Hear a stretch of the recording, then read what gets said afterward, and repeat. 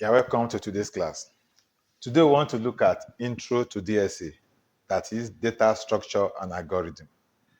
We are still looking at discrete mathematics. I know you'll be wondering, how come? What I'm trying to achieve is this.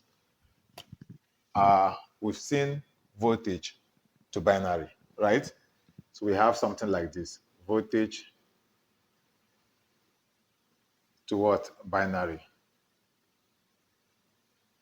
Through the help of transistor, right? And using threshold, we've been able to create voltage to binary. Now from binary, we've also gotten what? Data. We've gotten data. And I told you that data simply means um, um, binary patterns plus agreed interpretation. That was where I brought in ASCII, right? ASCII. So from this, we can tell what 1, 2, 3, 4, 5, 6, 7, 8. So what this is. So if we agree that this is what? A, then that is how text is introduced into computer. So data simply means binary patterns plus agreed interpretation. That is data. Now from this data, we move into what? Structure. So which is what? The organization of the data. So with this, we are going to look at three major types, the root foundation of data structure. We have array, we have linked, right? And then we have hash. So every other data structure you will see will come from these three, right? We'll look at that.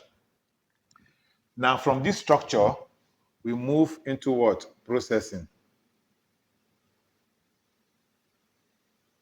Processing. Now, when you have organized the data, you now need to operate on the data.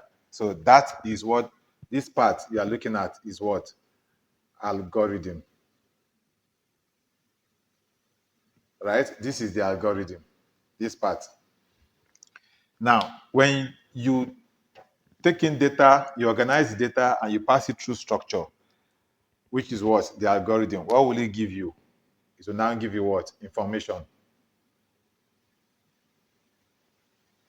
So information is not the same thing as data.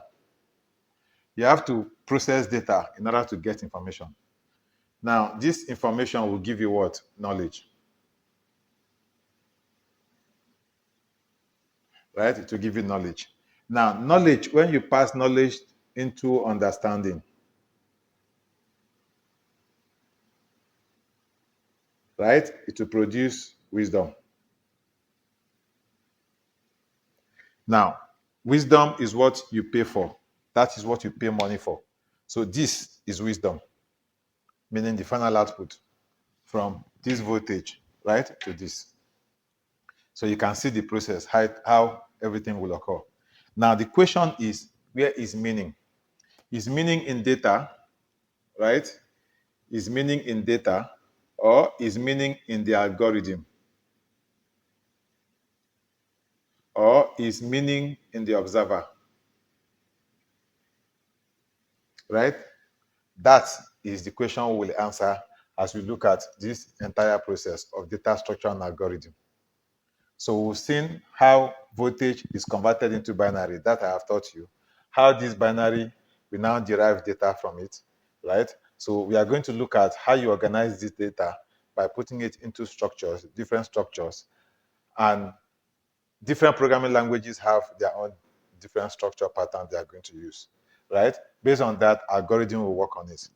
Now, let's say you go to your ATM machine. You know, you are seeing buttons that you are going to press. That is what we refer to as what? What we refer to as what? Interface. Now, when you press any of those buttons, something will happen behind the scene. And that is what? Implementation.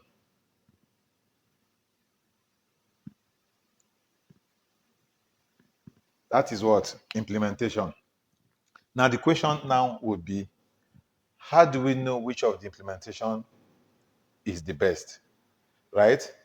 And that will now take us to what we see as complexity. Complexity. So complexity is basically looking at the amount of resources that will be required by what? Your algorithm. That is what complexity is all about. And then this complexity is divided into two. We have time, these resources. So you're looking at time complexity, right? And what? Space complexity. So this time complexity will now be looking at how long it takes, right? While the space complexity will look at how much memory your algorithm is going to consume. So how long it takes is, if I'm asking you to search for something in among 10 items, for example, how long will it take? Then if I ask you to search for that same thing among 1 million items, how long will it take? So it's not measuring the speed of your computer, right? It's measuring the growth of the algorithm as the input size increases, right? That is what time complexity is looking at. Now, with this, we'll move to what we call the big O notation, right? Big O notation. This is the language of efficiency. So we are saying O, N, right? We look at O1, that is time constant.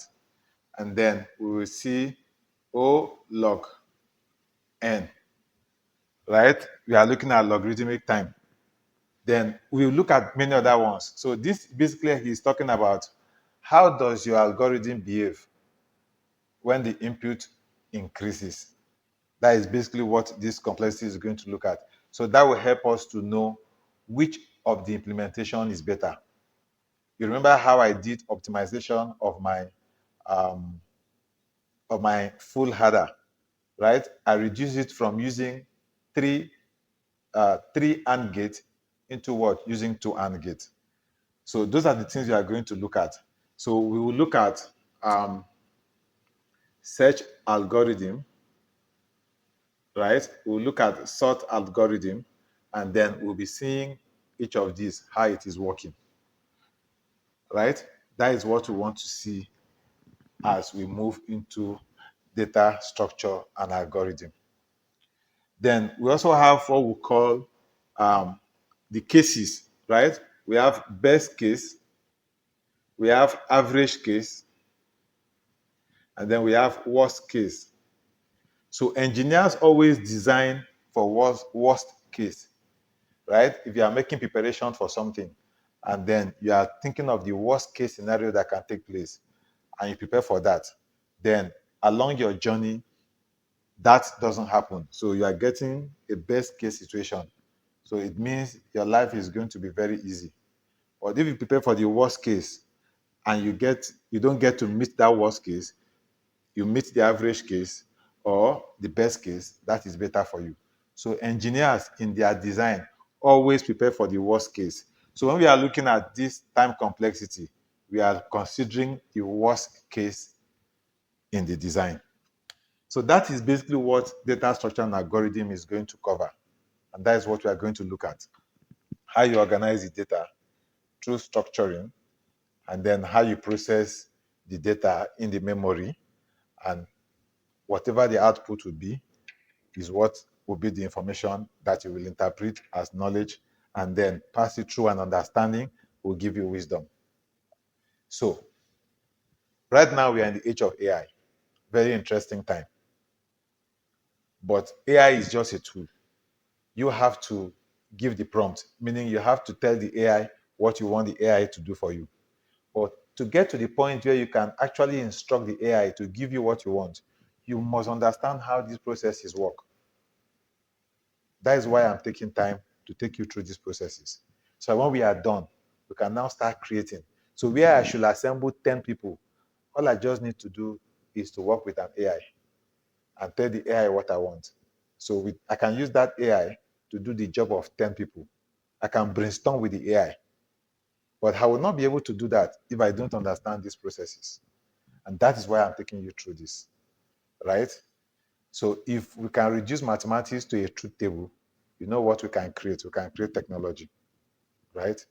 So that is my goal, and that is my religion.